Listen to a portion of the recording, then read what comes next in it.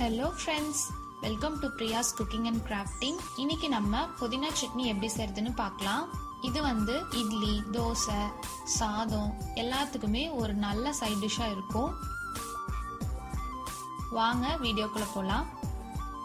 First ஒரு கடாயில 2 table spoon எண்ணெய் சேர்த்துட்டு ஒரு கைப்பிடி அளவு புதினா இலை சேர்த்துக்கலாம். இதை நல்லா வதக்கிக்கோங்க. புதினா இலையோட கலர் லைட்டா மாற ஆரம்பிக்கும். அந்த டைம்ல இத வேற ஒரு தட்டுல எடுத்து வச்சிடலாம். அதே கடாயில 2 டேபிள் ஸ்பூன் எண்ணெய் சேர்த்துக்கலாம். அடுத்து 1 டேபிள் ஸ்பூன் கடலைப்பருப்பு, 1 டேபிள் ஸ்பூன் உளுந்தம்பருப்பு ரெண்டும் சேர்த்துக்கலாம். அடுத்து 1/2 டீஸ்பூன் சீரகம், வரமிளகாய் 2, கருவேப்பிலை தேவையான அளவு எல்லாத்தையும் சேர்த்து நல்லா வதக்கிக்கலாம். தக்காளி சின்னது 1 சேர்த்துக்கலாம்.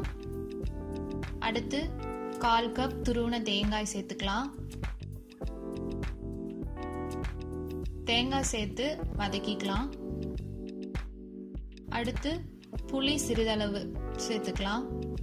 இப்போ மல்லி இலை, நம்ம வதக்கி வச்சிருந்த புதினா இலை, தேவையான அளவு உப்பு 3 சேர்த்து லைட்டா வதக்கிட்டு இத ஆற வச்சிடலாம். இது இப்போ நல்லா ஆறிடுச்சு. ஒரு மிக்ஸி ஜார்ல சேர்த்து தேவையான அளவு தண்ணி சேர்த்து அரைச்சு எடுத்துக்கலாம்.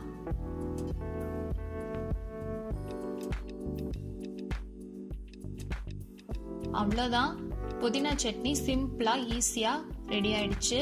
உங்களுக்கு வேணும்னா இதுக்கு மேல தாளிப்பு சேர்த்துக்கலாம். நீங்களும் இத உங்க வீட்ல செஞ்சு பாருங்க. இந்த வீடியோ உங்களுக்கு பிடிச்சிருந்தா லைக் பண்ணுங்க, ஷேர் பண்ணுங்க, கமெண்ட் பண்ணுங்க. பிரியாஸ் குக்கிங் அண்ட் கிராஃப்டிங்க்கு சப்ஸ்கிரைப் பண்ணுங்க. இன்னொரு வீடியோல உங்களை சந்திக்கிற வரைக்கும் பாய்.